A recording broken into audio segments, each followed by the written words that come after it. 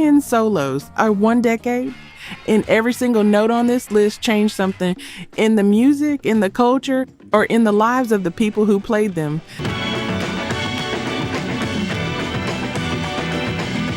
You've heard most of these songs your whole life, but I'd be willing to bet you don't know half of what was actually happening when those notes were being played. Who made them, what they almost didn't play, what it cost, and in some cases, what happened to them after.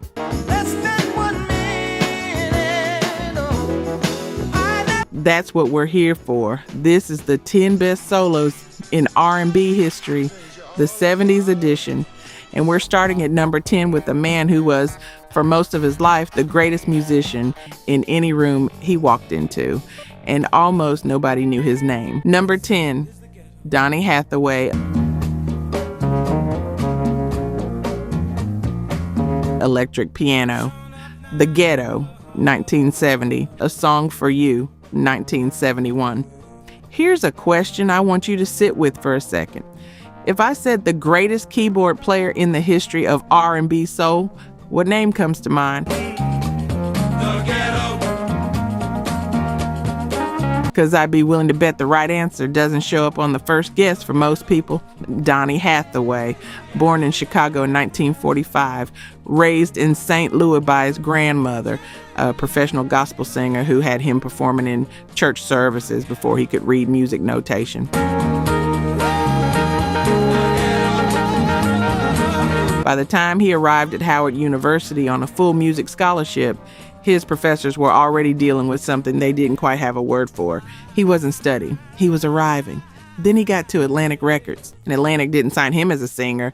They signed him because of what he could do with a keyboard in a studio. The way he could hear a song and immediately find the part that needed to breathe underneath it.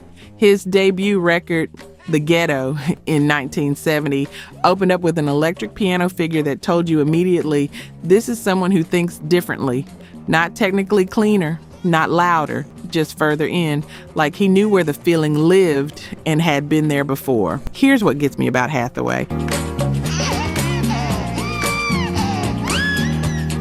He played on the sessions of some of the biggest names in the business. He was Roberta Flack's frequent collaborator. He produced, he arranged. He was the session pianist on Curtis Mayfield recordings. And when he and Roberta Flack recorded Where Is the Love as a duet in 1972, it won the Grammy for Best Pop Vocal Performance, Duo, Group, or Chorus. The two of them together in a room, just communicating through music, produced the most recognized version of a song that has been covered dozens of times since. But here's what the music alone can't tell you, and what matters for this list. When Hathaway played a solo on A Song for You, on the live versions he recorded for his 1972 live album, which is still considered one of the most extraordinary live R&B documents ever put on tape. There was something that didn't have a technical explanation, notes that just breathed, an electric piano that seemed to move from the chest instead of the hand. If you've ever heard music that makes you stop whatever you're doing and just sit still, you know exactly what I'm talking about. He died on January 13th, 1979. He was 33 years old. The story of how he died, falling from a 15th floor window of the Essex House Hotel in New York City, is something I'll let you look up on your own, because this isn't the place for it. What I want you to know is that the music he left behind is not nearly as well known as it should be. And the solos he played were the kind that make you understand why the instrument was invented. That's number 10. Number 9 is a man who was the secret backbone of a sound you've known since childhood, and who recorded his biggest hit in his own basement. Number 9, Dennis Coffey. wah wah guitar, Scorpio, 1971. Here's something that shouldn't be true. One of the most distinctive guitar sounds in the history of Motown, heard on hit after hit after hit, never appeared next to the player's name on a single record label, not once. And yet, if you've heard Ball of Confusion or Edwin Starr's War or Someday We'll Be Together by Diana Ross and the Supremes, you have been hearing this man's guitar your whole life. Dennis Coffey, born in Detroit in 1940, one of the original Funk Brothers, the invisible studio band that played behind every major Motown act for over a decade. Motown credited almost nobody in those early years. That was the arrangement. Berry Gordy believed the label was the star, not the musicians. So Coffey played guitar on dozens of landmark records and collected his session fee and went home. That was how it worked. What Coffey brought to Motown that nobody had used in mainstream R&B before was the wah-wah pedal. In 1968, he walked into Norman Whitfield's session for the Temptations' Cloud 9 and put the pedal on the guitar intro. Whitfield heard it and said, "That's what I want." And the sound of Motown changed that afternoon. But here's the part of the story most people don't know. In 1971, Coffey decided to record a solo instrumental.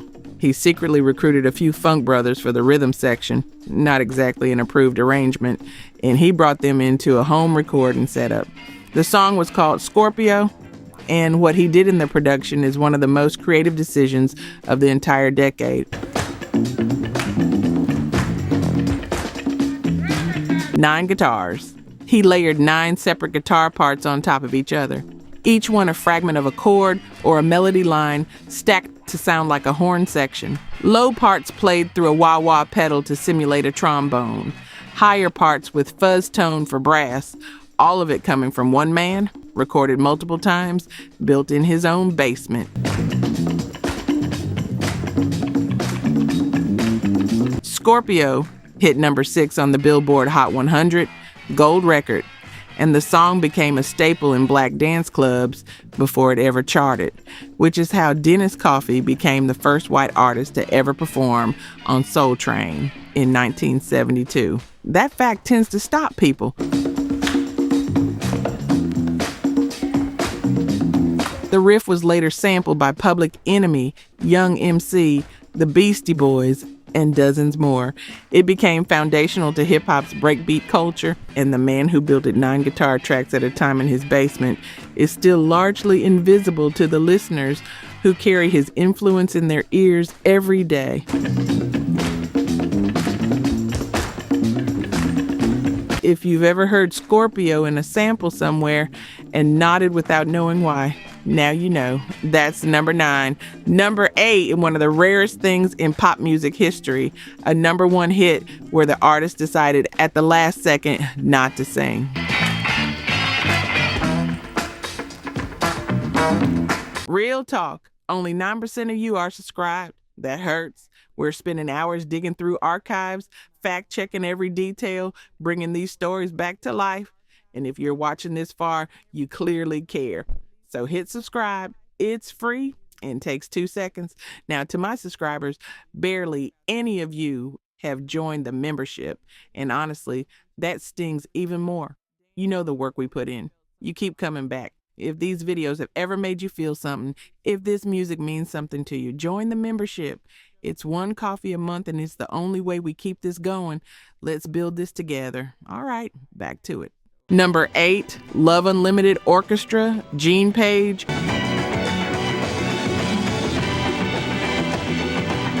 String Orchestra, Love's Theme, 1974. Barry White had a voice. You know this. The man sounded like James Earl Jones deciding to make his voice warmer.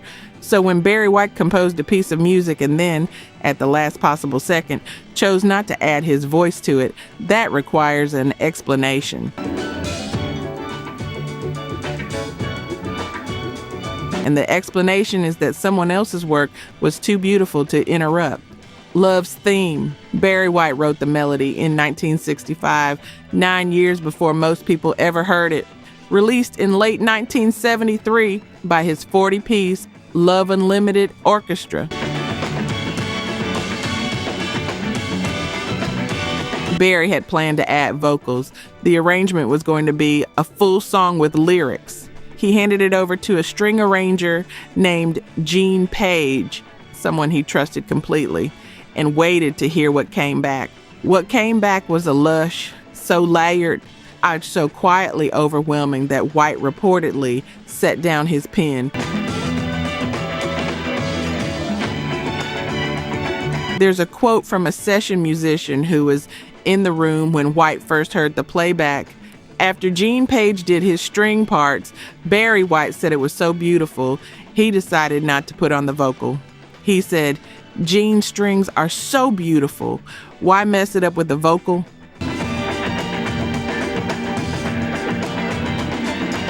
And so, the voice that built Barry White's entire career stayed silent, and what remained went to number 1. Love's Theme hit the top of the Billboard Hot 100 in February of 1974, knocked Barbra Streisand's The Way We Were off the top spot, ranked as the 3rd biggest song of the entire year on the year-end chart, gold record.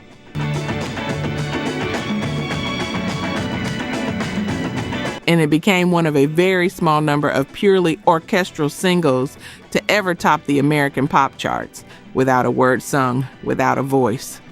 Just Gene Page's strings and a rhythm section doing the work that the human voice was supposed to do. That's the part that stays with me.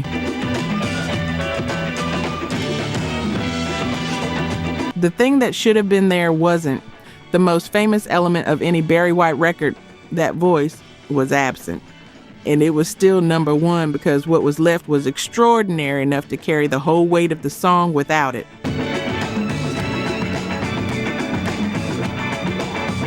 Gene Page arranged strings on dozens of the era's biggest hits, built the sonic architecture of an entire era of music, and the name on the label said someone else. Some things don't change. That's number 8. Number 7, we're going to Memphis. To a guitarist who helped write some of the most beloved soul songs in history, played roadhouses for $20 a night, and whose nephew turned out to be someone very famous.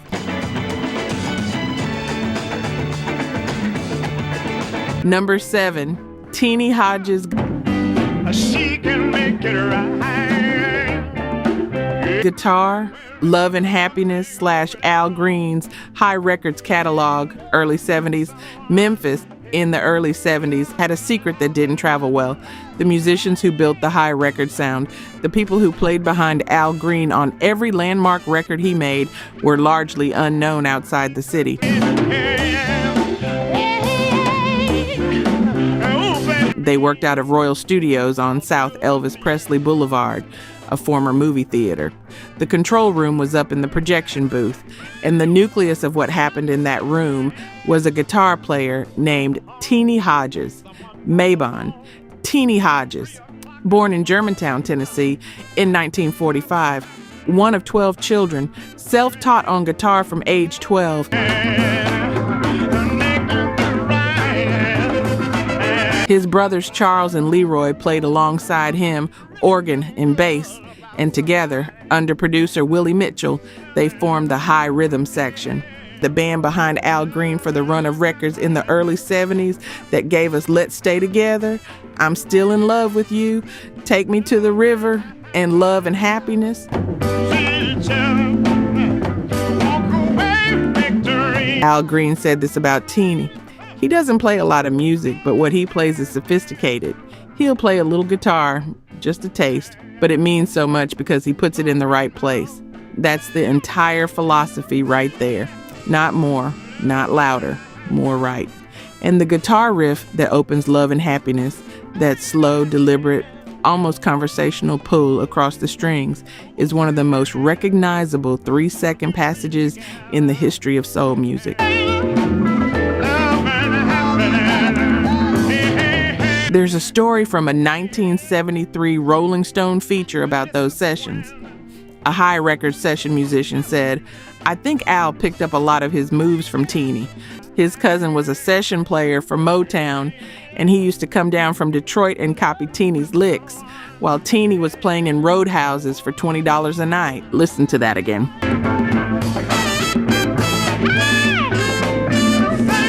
Motown session players were driving down from Detroit to copy the licks of a man who was making $20 a show. And the man with the licks still wasn't a household name. Teenie co-wrote 13 gold or platinum singles with Al Green alone. "Take Me to the River," "Here I Am," "Come and Take Me," "Love and Happiness."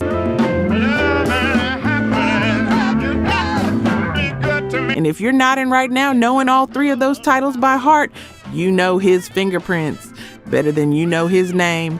Here's the part that stops conversations cold. Teenie Hodges was Drake's uncle, his actual uncle. Drake flew Teenie out to appear in the video for Worst Behavior in 2013.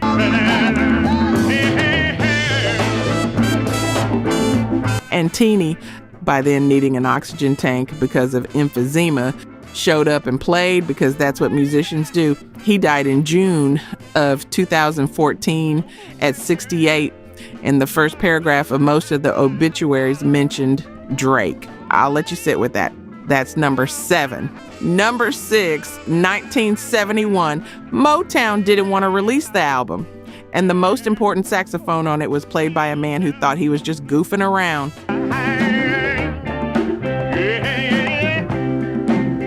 Number 6, Eli Fontaine plus Wild Bill Moore.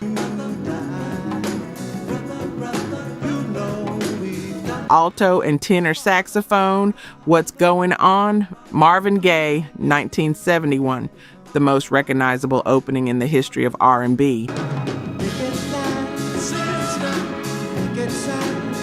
That alto saxophone that breathes in at the very beginning of What's Going On was not planned. Not written, not in any arrangement. The man who played it was just warming up, playing around, feeling out the room. And when Marvin Gaye heard it from the other side of the glass, he walked out into the studio and told the musician, "You goof off exquisitely. Thank you."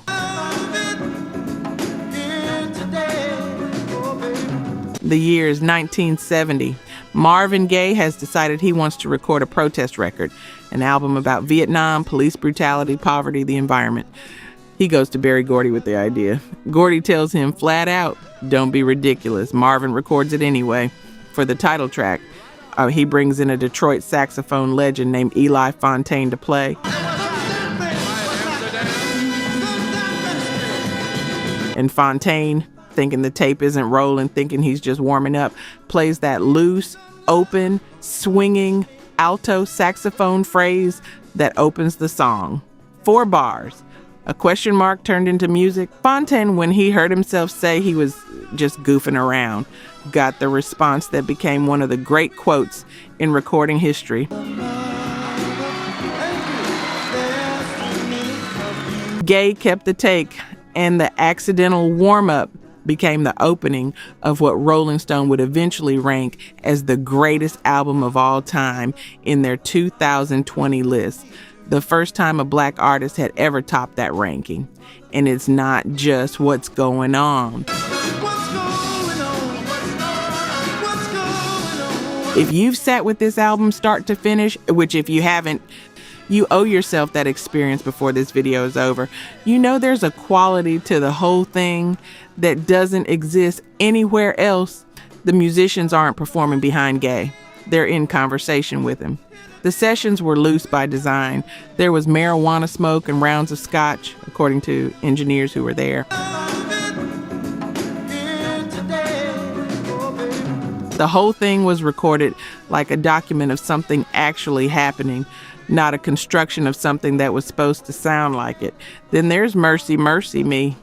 Midway through that track, Wild Bill Moore's tenor saxophone enters and does something I can only describe as grief in note form. Moore was already a Detroit legend.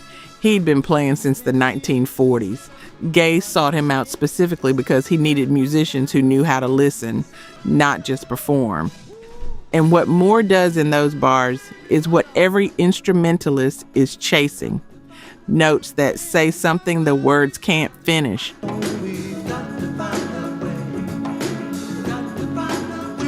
A horn that sounds like awareness, like someone standing in front of something they cannot look away from and choosing not to look away anyway. Two saxophonists, one who was goofing around, one who had decades of hard knowledge in his hands, and together they're part of the most important album in the history of R&B. Sometimes the most perfect thing is the one nobody planned. That's number 6, coming up. A mid-script shift, and then the top 5, where the solos stop being moments and start being history. Number 5, Melvin Wah Wah Watson, Ragin' plus Paul Reiser. Guitar and string arrangement, Papa Was a Rolling Stone, The Temptations, 1972. The Temptations did not want to record this song. I need you to sit with that for a second. The group that gave us My Girl, Ain't Too Proud to Beg, Just My Imagination, and I Can't Get Next to You, and one of the greatest vocal groups in the history of American music, fought tooth and nail not to record what would become their final number 1 hit. And the reason they didn't want to record it was that the instruments were going to matter more than the voices. Producer Norman Whitfield had an idea. A cinematic, fully orchestrated piece of music.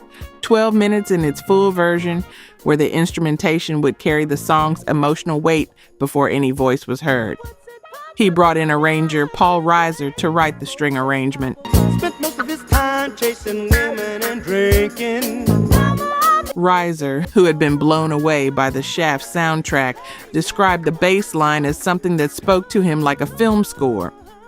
The soundtrack to Shaft was a big influence, Reiser said. I had seen the film and loved what they did with the orchestration. The bass on Papa had a similar feel. He used 9 violins, 4 violas, 3 cellos, and a harp. And he put the guitar parts in the hands of Funk Brothers musicians Melvin Wah Wah Watson Roggin and Paul Warren. The Temptations were so upset about being sidelined by the instrumentation that they nearly walked. Lead singer Dennis Edwards almost refused to record the song because the opening lyric mentioned the 3rd of September, and his own father had died on the 3rd of October.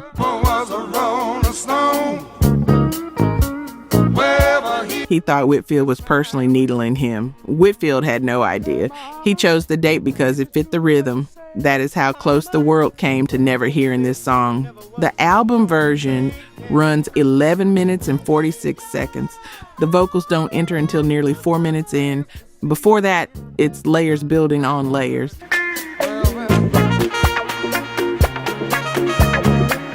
Bass guitar, hi-hat, Wah Wah Watson's guitar, strings, and echo-drenched trumpet, hand claps. All of it on one chord. B minor, the entire song, 11 and a half minutes, one chord. And the result is something hypnotic enough to make you forget the clock.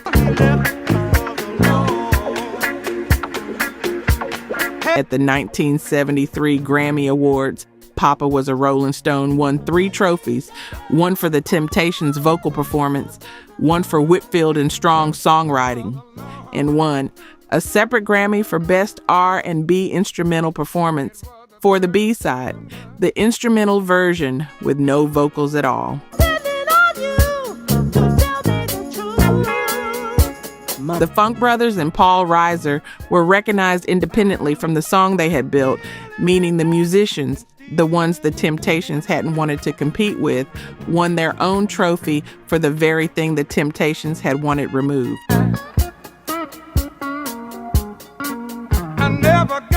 Dennis Edwards later admitted he didn't love Papa Was a Rolling Stone until he heard the playback, and then he said, "Wow, That's what a great solo does. Changes the way you hear everything around it.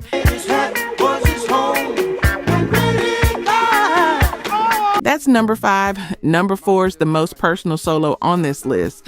A man who improvised his way through a song about his newborn daughter and refused point blank to cut a single second of it for radio.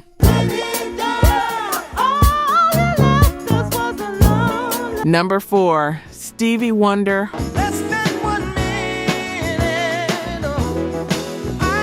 Harmonica, Isn't She Lovely, 1976. Motown wanted Stevie Wonder to shorten Isn't She Lovely for radio. The song ran over 6 minutes and 30 seconds, far too long for the 45 RPM single format.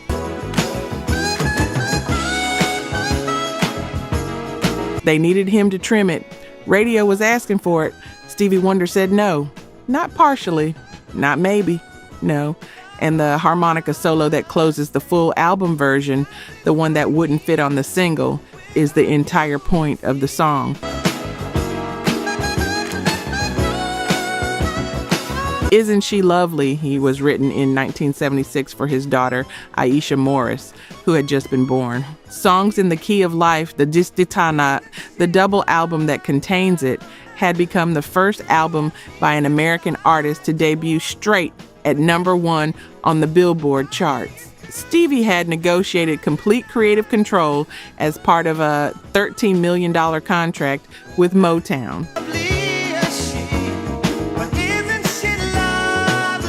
Which meant when the label came with their scissors, he didn't have to open the door. The song opens with the actual sound of a baby's first cry, recorded during an actual birth, then his voice, then almost immediately the harmonica. And here's what most people don't know about that solo. Stevie improvised it entirely. There was no arrangement, no written melody. He sat down, and whatever came out of the instrument in that moment was the solo. And somewhere in the middle of it, one specific moment, he made a mistake, a note that didn't belong. He admitted to it decades later when engineers isolated the track at a documentary session. He said simply, "I'll admit to that mistake." And then he left it in because the mistake was human and the song was about his daughter and it was already perfect. Stevie played every instrument on the track himself except for some keyboard parts from Greg Phillinganes.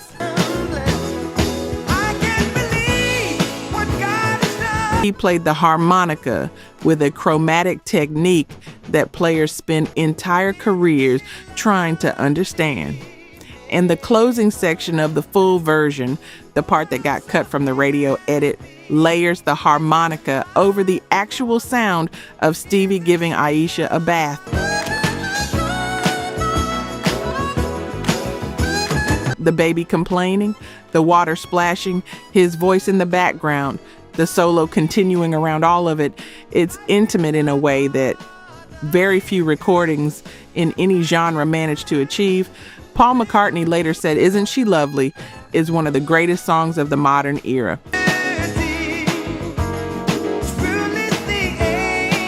Now Paul McCartney has heard a few songs. What he was responding to is what happens when you give a parent complete creative control over a piece of music about their child and no external force to tell them when to stop. The song ends when it has said everything it needed to say, not a second before. If you've ever felt something too big for the container the world offers you, you understand why Stevie didn't cut that harmonica. Some things aren't radio friendly. That's the point. That's number 4. Number 3 is the solo that won its creator an Oscar, and the Academy tried to stop him from receiving it. Number 3, Skip Pitts' Wah Wah guitar theme from Shaft, Isaac Hayes, 1971. In 1971, Isaac Hayes sat in the Stax Studios in Memphis with a small group of musicians and in under 2 hours built one of the most recognizable opening sequences in the history of American music.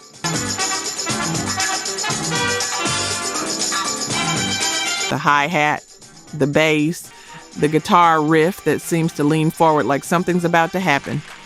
All of it assembled before lunchtime from pieces that already existed, one of which had been sitting on a shelf, unused for years. MGM Pictures came to Hayes because they needed a score for Shaft, Gordon Parks' gritty crime film about a black private eye. Hayes had never scored a film. When he flew to New York to meet the producers, he could see the anxiety on their faces. They tested him by giving him one scene, Shaft walking up from a subway station, and sending him home to see what he could do.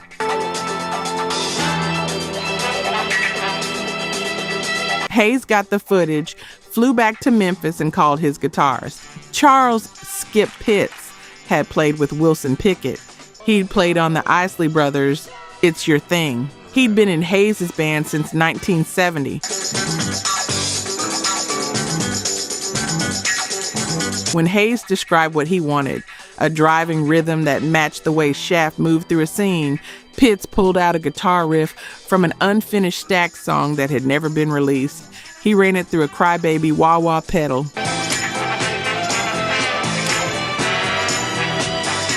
Willie Hall built the hi-hat pattern, drawing from a break on Otis Redding's Try a Little Tenderness, and they had the core of Theme from Shaft done in 2 hours. On even the edited single version, the intro runs more than a minute and a half before Hayes' voice arrives. Radio stations in 1971 were not built for that, but they couldn't ignore it, and because the wah-wah riff was simply undeniable. Theme from Shaft hit number 1 on the Billboard Hot 100 in November of 1971. And in 1972, Isaac Hayes walked onto the Academy Awards stage in a chainmail vest, performed the song for the world, came back later that night in a tuxedo, and accepted the Oscar for Best Original Song. First African American to win an Academy Award in a non-acting category. But here's the part that tends to make people stop. The Academy had initially tried to disqualify the nomination.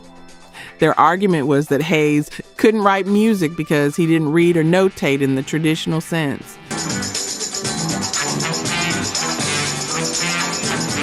Quincy Jones had to personally appear before the Academy to argue that this was a real composition worthy of consideration. Think about that. The most recognized musical opening of 1971. And someone needed to be talked into believing it counted. Skip Pitts went on to collaborate with Hayes for nearly 4 decades. His wah-wah riff was later sampled by Dr. Dre, Snoop Dogg, the Beastie Boys, Massive Attack, Jay-Z, and hundreds of others. He died in 2012 at 65, and the obituaries when they ran were modest.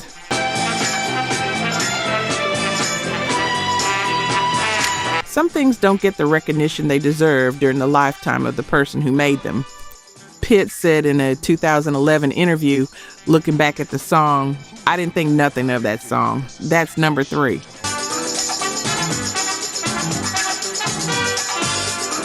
The top 2 are Stevie Wonder, and they're going to hit very differently from each other. Number 2, you've been hearing it since you were a kid. The story behind it might be the most surprising thing in this entire video. Number 2, Stevie Wonder. Clavinet. Superstition, 1972.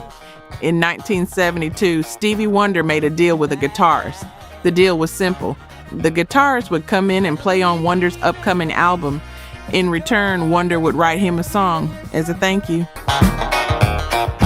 Do all that you can. The guitarist was Jeff Beck. The song Wonder wrote for him was Superstition, which Motown then refused to give to Jeff Beck, which Jeff Beck recorded anyway, which nobody noticed, which became Stevie Wonder's first number 1 hit in 9 years. Here's how it happened.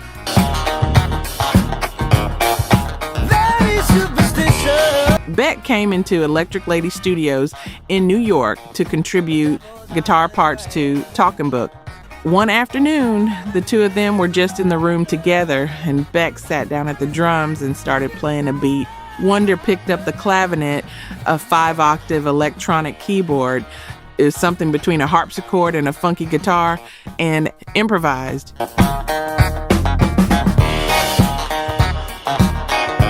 He played what he heard coming out of Beck's drums, and what he played was the riff that opened Superstition. The agreement was that Beck's version would be released first through his trio Beck, Bogert, and Appice. That was the deal, but Motown CEO Berry Gordy heard the song and said no. He told Stevie, "This is going to be massive, and you're releasing it on Talking Book." Beck's version eventually came out. It didn't chart. Wonder's version hit number 1 on both the Billboard Hot 100 and the R&B chart simultaneously. His first chart topper since Fingertips Part 2 in 1963. 9 years between number ones. But here's what I want you to know about the riff itself.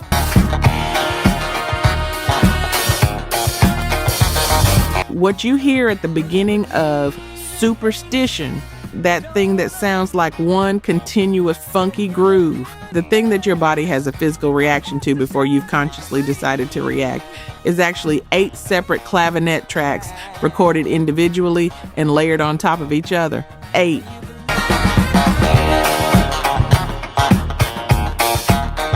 Stevie recorded the main part, then a counterpart, then overdubbed both through an Echoplex tape delay, multiple signal paths, multiple amplifier mic outputs, all of it stacked until what sounds like one impossibly funky thing is actually 8 performances by one man.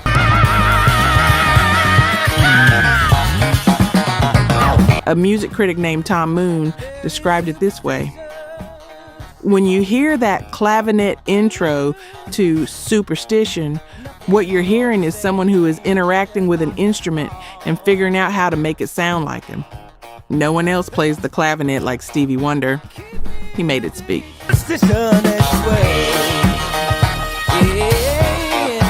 Before Superstition, the Honor Clavinet was a relatively obscure keyboard used mostly in jazz and academic settings.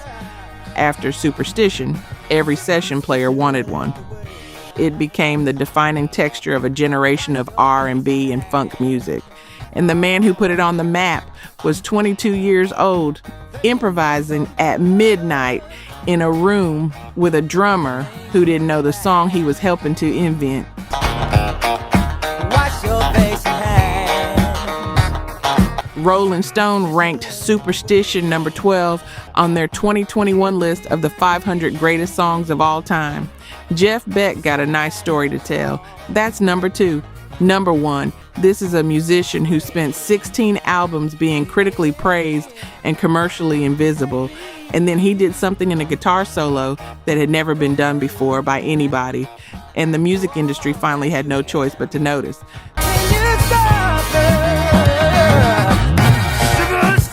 Number 1, George Benson.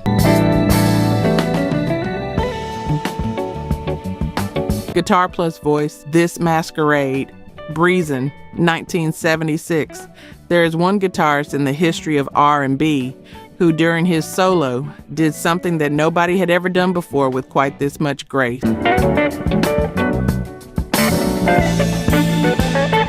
He sang it, not separately, not a vocal, and then the guitar. At the exact same moment his fingers were finding the notes on the strings, his voice was following them. Same phrase, same rhythm, same melody. Guitar and voice saying the identical thing at the identical time. George Benson, born in Pittsburgh in 1943. He was performing in a corner store for tips by age 7 and had a record out by the time he was 10. A child prodigy in the truest sense. By his 20s, he was already considered one of the finest jazz guitarists alive, a musician's musician, someone other players referred to in the same breath as Wes Montgomery.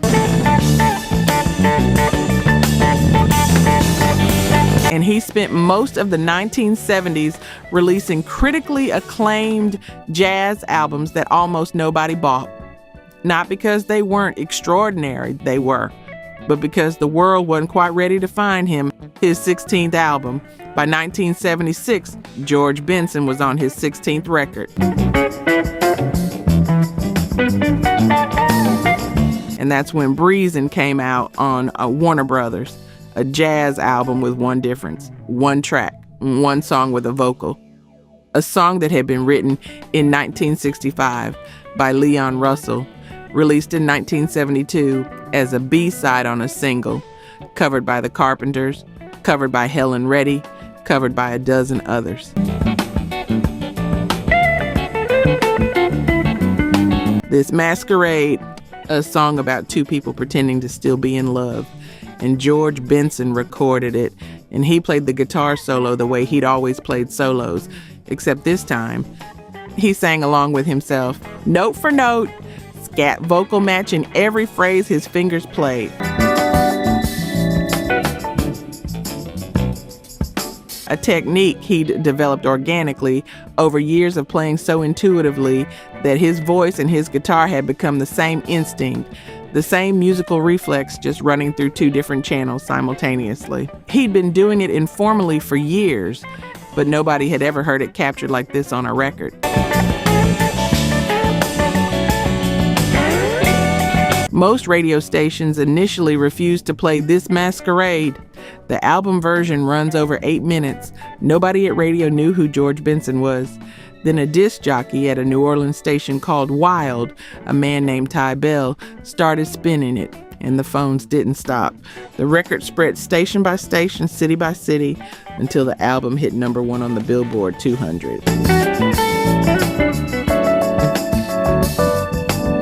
And according to people who were working in record stores at the time, customers kept coming in and asking who the artist was because they'd never heard anyone play and sing like this. And some of them were convinced it was a new Stevie Wonder song. At the 19th Grammy Awards in 1977, this Masquerade won Record of the Year. Not Best R&B, not Best Jazz. Record of the Year, the highest award the Recording Academy gives. Benson also took home Best Pop Instrumental Performance and Best R&B Instrumental Performance that same night. 3 Grammys in one evening.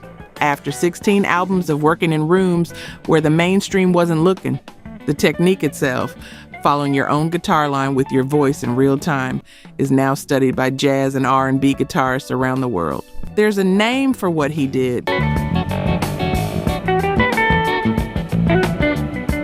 But in 1976, in that studio with producer Tommy LaPuma on the other side of the glass, it was just what George Benson did when he played a solo.